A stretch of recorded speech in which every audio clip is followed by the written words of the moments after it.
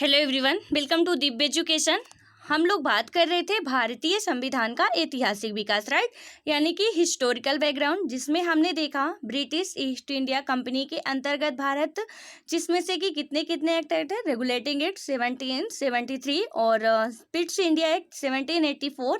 फिर उसके बाद हमारे 4 चार्टर एक्ट आते हैं। ठीक है, हमने चारों चार्टर एक्ट को अच्छे से समझ लिया है।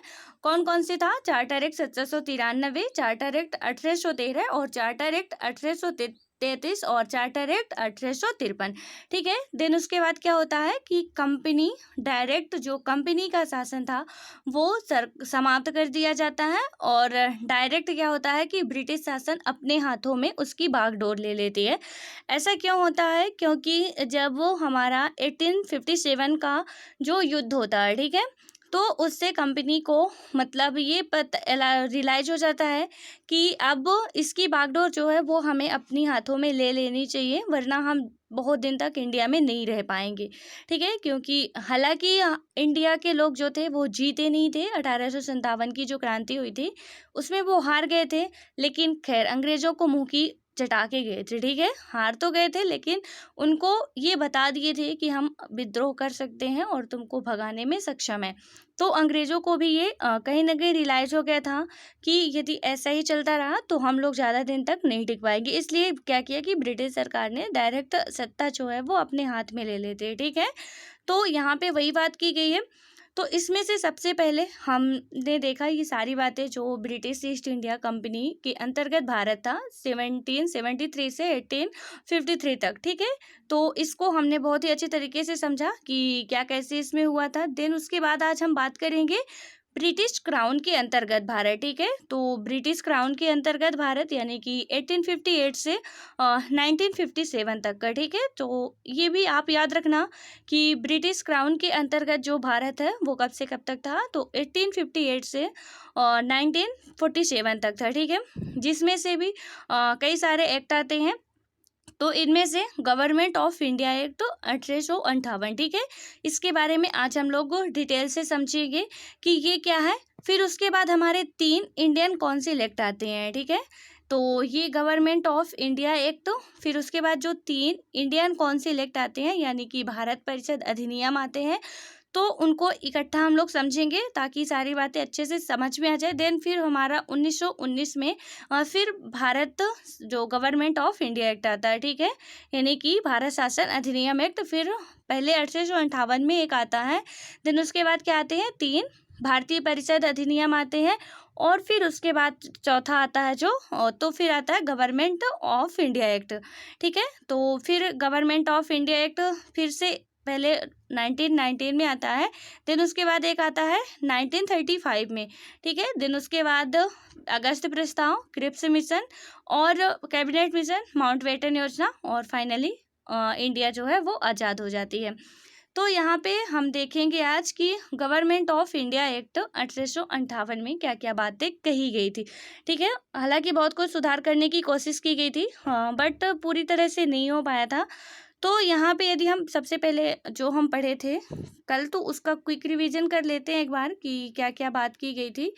तो हमने कल देखा था 1833 का चार्टर एक्ट और 1853 का चार्टर एक्ट। ठीक है, तो 1833 में क्या बात की गई थी कि इस एक्ट के तहत बंगाल के गवर्नर जनरल को भारत का गवर्नर जनरल कहा जाने लगा था। ठीक है, पहले हमने देखा था कि 1773 में क्या होता है कि जो बंगाल का गवर्नर था उसे गवर्नर जनरल कहा जाने लगता है। ठीक है, तो देन उसके बाद क्या होता है कि 1833 का चार्टर एक्ट आता है, उसमें बात की जाती है कि जो भारत का गवर्नर, मतलब कि बंगाल का जो गवर्नर जनरल था, उसे अब क्या किया जाने लगा कि भारत का गवर्नर जनरल कहा जाने लगा था। ठीक है, देन उसके बाद हम बात करें तो लॉर्ड विलियम बेंटिक भारत के पहले गवर्नर जनरल थे, जबकि मतलब कि लॉर्ड वारेन हेस्टिंग्स जो कि थे बंगाल के पहले गवर्नर जनरल थे। ठीक है, देन उसके बाद है कि कंपनी के समस्त अधिकार को क्या किया जाता है? समाप्त किया जाता है। आपने देखा था कि 1813 का चार्टर एक्ट था, उसमें चाय और चीन के साथ व्यापार में कंटिन्यूटी बनी रहती है। ठीक है, मतलब एकाधिकार बना रहता है। लेकिन जो 1833 का चार्टर एक्ट जब आता है तो इसको क्या किया जाता है, मतलब पूर्ण रूप से समाप्त कर दिया जाता है और जो ब्रिटिश थे उनको खुली छूट दे दी जाती है कि आप जाके वहाँ व्यापार कर सकते हो, ठीक है। देन उसके बाद है कि इसी एक्ट के तहत भारत में एक विधि आयोग का गठन किया गया, जिसके पहले अध्यक्ष कौन थे, लॉर्ड मैकाले बने थे, ठीक है। एक विधि आयोग का गठन किया गया था जिसके पहले अध्यक्ष लॉर्ड मैकाले थे। ये हमने देखा 1833 का चार्टर एक्ट। देन अब बात करें 1853 का चार्टर एक्ट, तो यहाँ पे क्या बात की गई थी कि 1793 से 1853 के दौरान ब्रिटिश संसद द्वारा पारित किए गए चार्टर अधिनियम के श्रृंखला में अधिनियम यह क्या था, अंतिम था, ठीक है। ये लास्ट नियम था 1853 का। इसने पहली बार गवर्नर जनरल के विधायी एवं प्रशासनिक कार्यों को अलग अलग कर दिया था, ठीक है। इसके जो प्रशासनिक कार्य थे और विधायी कार्य थे दोनों को अलग अलग कर दिया था। देन उसके बाद इसने सिविल सेवकों की भर्ती एवं चयन हेतु खुली प्रतियोगिता की व्यवस्था का शुभारंभ कर दिया था, ठीक है। हमने देखा था कि 1833 में भी क्या किया गया था, इसके सिविल सेवा की बात की गई थी, मतलब उसमें बात की गई थी कि भारतीयों को भी इसमें छूट दी जाएगी, उनको भी समान अधिकार दिया जाएगा जो अभी तक नहीं मिलता था। लेकिन बोर्ड ऑफ डायरेक्टर ने क्या कर दिया, इसमें से इसका विरोध कर दिया, जिस कारण से ये प्रावधान को फिर समाप्त कर दिया गया था, ठीक है। लेकिन जो हमारा 1853 का आता है चार्टर एक्ट, उसमें फिर बात की जाती है, मतलब कन्फर्म हो गया था कि अब भारतीय भी इसमें पार्टिसिपेट कर सकते हैं। हाँ, लेकिन ये था कि जिसको इंग्लिश आती हो वही, जिसको हिंदी आती है उसमें हिंदी से पेपर होता ही नहीं था, ठीक है। देन उसके बाद था कि इसने पहली बार भारतीय केंद्रीय विधान परिषद में स्थानीय प्रतिनिधित्व प्रारंभ किया था, ठीक है। तो इतनी सारी बातें हम लोगों ने 1833 और 1853 के चार्टर एक्ट में समझी। देन आज हम बात करेंगे अब 1858 का भारत परिषद अधिनियम, ठीक है, यानी कि जो ताज के शासन में पहला अधिनियम आता है। तो इसमें सबसे पहले आप ये समझ लो कि ये हर जगह अधिनियम आ रहा है, ठीक है। तो ये अधिनियम वर्ड सबसे पहले कब यूज किया गया था, तो जो 1833 का चार्टर एक्ट आता है, ठीक है। तो उसमें क्या होता है कि जो हमारी इसने मद्रास और बम्बई के गवर्नरों को विधायिका संबंधी शक्ति से वंचित कर दिया था। देन उसके बाद कि भारत के गवर्नर जनरल को पूरे ब्रिटिश भारत में विधायिका के असीमित अधिकार प्रदान थे, ठीक है। मतलब जितने भी अधिकार थे वो पूरे असीमित अधिकार प्रदान कर दिए गए थे। इसके तहत क्या हुआ था कि इसके अंतर्गत पहले बनाए गए कानून को हम क्या कहते थे, नियामक कानून कहा गया था, ठीक है, यानी कि रेगुलेटरी लॉ कहा गया था। देन उसके बाद क्या हुआ कि नए कानून के तहत बने कानूनों को एक्ट या अधिनियम कहा गया। तो ये एक्ट या अधिनियम जो हम बात कर रहे हैं बार बार, वो कहाँ पे 1833 के चार्टर एक्ट में बात की गई थी, ठीक है। नहीं तो उससे पहले क्या किया जाता था, रेगुलेटरी लॉ के नाम से जाना जाता है, यानी कि नियामक कानून कहा जाता था, ठीक है, जितने भी कानून बनाए जाते थे। तो यहाँ पे ये बात याद रखना आप कि अधिनियम कब से कहा जाने लगा था, तो यह अधिनियम 1833 के चार्टर एक्ट से ही अधिनियम वर्ड का यूज किया गया था, ठीक है। देन उसके बाद अब आज हम बात करेंगे 1858 का भारत शासन अधिनियम, ठीक है। इसमें क्या क्या बात की गई है, तो यहाँ पे यदि हम देखें तो इस महत्वपूर्ण कानून का निर्माण 1857 के विद्रोह के बाद किया गया, जिसे भारत का प्रथम स्वतंत्रता संग्राम या सिपाही विद्रोह भी कहा जाता था, ठीक है। 1857 में विद्रोह हुआ था, उसको भारत का प्रथम स्वतंत्रता संग्राम या क्या किया जाता था कि मतलब सिपाही विद्रोह भी कहा जाता था, ठीक है। आप जब हिस्ट्री पढ़ोगे तो आपको समझ में आएगा कि 1857 को कई तरह के हर एक लोगों ने अपना अपना मत दिया कि ये सिपाहियों का विद्रोह है या स्वार्थी सैनिकों का विद्रोह है या अपने लिए लड़ी गई लड़ाई थी, ठीक है। उसमें से कई सारे मत है। इसमें से क्या सबसे महत्वपूर्ण था कि ये प्रथम स्वतंत्रता संग्राम या सिपाही विद्रोह भी कहा जाता था, किसको, 1857 के विद्रोह को। देन उसके बाद क्या हुआ कि भारत के शासन को अच्छा बनाने वाला अधिनियम नाम के प्रसिद्ध इस कानून ने क्या किया कि ईस्ट इंडिया कंपनी को समाप्त कर दिया, ठीक है। ये क्या करता है, ईस्ट इंडिया कंपनी को समाप्त कर देता है। और इसमें से क्या होता है कि जब ईस्ट इंडिया कंपनी को समाप्त कर दिया जाता है तो और क्या किया कि गवर्नरों और राजस्व संबंधी शक्तियां ब्रिटिश राजशाही को स्थानांतरित कर दी गई, ठीक है। मतलब कि ट्रांसफर कर दी गई किसको, गवर्नरों यहाँ मतलब कि गवर्नर क्षेत्रों और राजस्व संबंधी जो जितनी भी शक्तियाँ थी वो ब्रिटिश राजशाही को हस्तांतरित कर दी गई। जो गवर्नर की शक्तियाँ थी वो किसके हाथों में अब चली गई? ब्रिटिश राजशाही के हाथों में चली गई, ठीक है, यानी ताज के हाथों में चली गई। देन उसके बाद यदि हम इसके फीचर्स की बात करें तो इसकी विशेषताओं की, तो इसमें क्या था? पहला देखा हमने कि भारत के शासन को अच्छा बनाने वाला अधिनियम नाम के प्रसिद्ध इस कानून ने ईस्ट इंडिया कंपनी को समाप्त कर दिया। देन उसके बाद इसके तहत भारत का शासन सीधे महारानी विक्टोरिया के अधीन चला गया था, ठीक है। तो क्या हुआ कि जब महारानी विक्टोरिया के हाथों में चला गया तो गवर्नर जनरल का जो पद नाम था उसे बदलकर भारत का वायसराय कर दिया गया था, ठीक है। पहले क्या था? गवर्नर जनरल थे, जिसको बदल के क्या कर दिया गया? वायसराय कर दिया गया था, ठीक है। देन उसके बाद बात करें यदि, तो जो वायसराय था वो भारत में ब्रिटिश ताज का प्रत्यक्ष प्रतिनिधि बन गया था, यानी कि डायरेक्ट रिप्रेजेंटेटिव बन गया था वो, ठीक है। किसका? ब्रिटिश संसद का, ठीक है। वो ब्रिटिश संसद के प्रति उत्तरदायी था।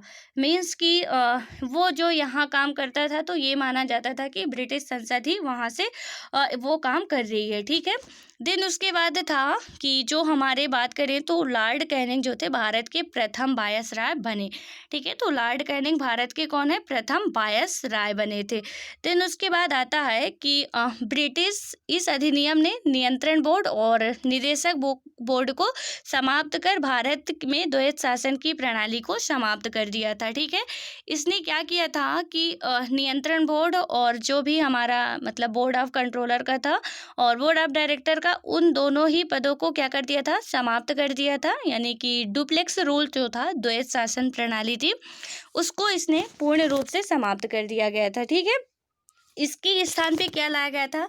एक नए पद का सृजन हुआ था जिसे भारत के राज्य सचिव के नाम से, ठीक है, इसको जाना जाता था। मतलब जो नया पद का निर्माण हुआ था तो उसमें भारत के राज्य सचिव का सृजन किया गया था, ठीक है। यहाँ पे सचिव होगा, राज्य सचिव का सृजन किया गया था और जिसमें भारतीय प्रशासन पर संपूर्ण नियंत्रण की शक्ति निहित थी, ठीक है। यह सचिव ब्रिटिश कैबिनेट का सदस्य था और ब्रिटिश अंततः संसद के प्रति उत्तरदायी था, ठीक है। जो ये सचिव होता था वो ब्रिटिश कैबिनेट का एक मेंबर होता था जो कि अंततः ब्रिटिश संसद के प्रति ही उत्तरदायी होता था, राइट। देन यहाँ पे है कि भारत सचिव की सहायता के लिए 15 सदस्यीय परिषद का गठन किया गया था जो एक सलाहकार समिति थी, यानी कि परिषद का अध्यक्ष भारत सचिव को बनाया गया था, ठीक है। जो परिषद का डायरेक्टर था वो किसको बनाया गया? भारत सचिव को बनाया गया और इसकी हेल्प के लिए क्या थी? 15 सदस्यीय एक परिषद का गठन किया गया था, ठीक है। जिसमें से 15 सदस्य जो थे तो इनमें से 7 का चयन जो था तो वो सम्राटों के द्वारा किया जाता था और जो शेष का चयन था वो क्या किया जाता था? कंपनी के डायरेक्टरों के द्वारा उनका चयन किया जाता था, ठीक है। इसमें क्या था कि सभी कानून एवं जो भी कदम पर भारत सचिव की स्वीकृत अनिवार्य मानी जाती थी, ठीक है। मतलब कि जितने भी कानून बनाए जाते थे, रूल रेगुलेशन लाए जाते थे, उसमें भारत सचिव की जो थी क्या मतलब कि क्या बोले, भारत सचिव की स्वीकृति अनिवार्य मानी जाती थी। लेकिन इसमें से जो यही 15 सदस्यीय परिषद बनाई गई थी यानी कि इंडिया काउंसिल, तो इसमें क्या हुआ था कि ये सिर्फ सलाहकारी मतलब प्रकृति की थी, ठीक है। ये सिर्फ सलाह दे सकती थी, मानना ना मानना उसके हाथ पे था। देन उसके बाद की अखिल भारतीय सेवाएं तथा अर्थव्यवस्था से संबंधित मामलों पर भारत सचिव यानी कि भारत सचिव भारत परिषद की बात माननी पड़ती थी, ठीक है।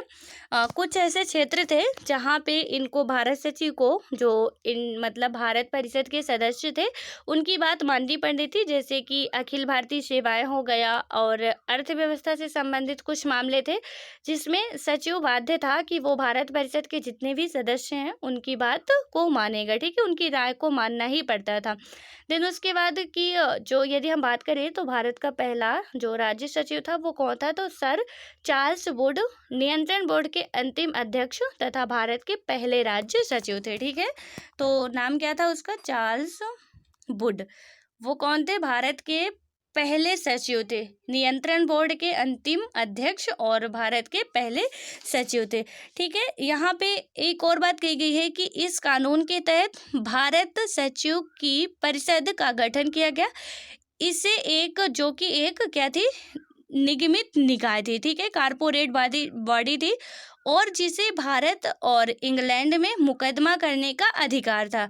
ठीक है, ये जो भारत सचिव थे इसे इंग्लैंड और भारत दोनों में मुकदमा करने का अधिकार था।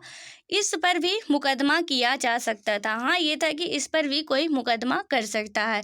तो यहाँ पे मेन रूप से बात करें इसके उद्देश्य की, तो इसका मेन रूप से उद्देश्य यही था कि 1858 के कानून का प्रमुख जो उद्देश्य था कि प्रशासनिक मशीनरी में सुधार था, और जिसके माध्यम से इंग्लैंड में भारतीय सरकार का अधीक्षण और उसका नियंत्रण हो सकता था। ठीक है, इसने भारत में प्रचलित शासन प्रणाली को कोई विशेष परिवर्तन नहीं किया था। ठीक है, तो यहाँ पे कुछ बात करें यदि, तो इस एक्ट के तहत क्या किया गया था कि महारानी विक्टोरिया ने कुछ घोषणाएं की थी, जिन्हें जो तत्कालीन वायसराय लॉर्ड कैनिंग ने इलाहाबाद के दरबार में 1 नवंबर 1858 को पढ़ा था।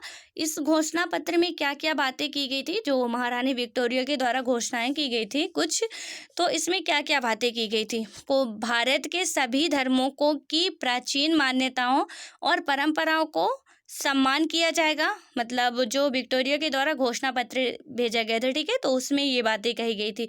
पहला क्या था कि भारत के सभी धर्मों को, मतलब सभी धर्मों की प्राचीन सब मान्यताओं और परंपराओं को सम्मान किया जाएगा। देन उसके बाद था कि भारत के सभी राजाओं के पद का सम्मान करते हुए ब्रिटिश राज्य के क्षेत्र विस्तार को तत्कालिक प्रभाव से रोक दिया जाएगा, और सभी भारतीयों को सिविल सेवाओं की परीक्षा में समानता का दर्जा दिया जाएगा। ठीक है, देन उसके बाद था कि भारत की जो मध्यम वर्गीय जनता के लिए शिक्षा एवं उन्नति के नए अवसरों को उपलब्ध कराया जाएगा। जो मध्यम वर्गीय की जनता थी उसके लिए क्या किया गया था कि शिक्षा एवं उन्नति के नए अवसरों को उपलब्ध कराया जाएगा। इतना जो था विक्टोरिया के द्वारा, जो महारानी इंग्लैंड की विक्टोरिया थी महारानी, तो उनके द्वारा ये घोषणा पत्र भेजा गया था। ठीक है, जिसको इलाहाबाद के दरबार में 1 नवंबर 1858 को किसके द्वारा पढ़ा गया था, तत्कालीन वायसराय लॉर्ड कैनिंग के द्वारा पढ़ा गया था। ठीक है, तो ये रही आज के 1858 की जितनी भी इम्पोर्टेंट बातें थी। ठीक है, तो अब हम समझेंगे इसके नेक्स्ट वीडियो में कि 1861, 1892 और 1919 के जितने भी भारत परिषद अधिनियम थे। ठीक है, यानी कि इंडियन काउंसिल एक्ट जो थे उनको हम लोग अब डिटेल से समझेंगे।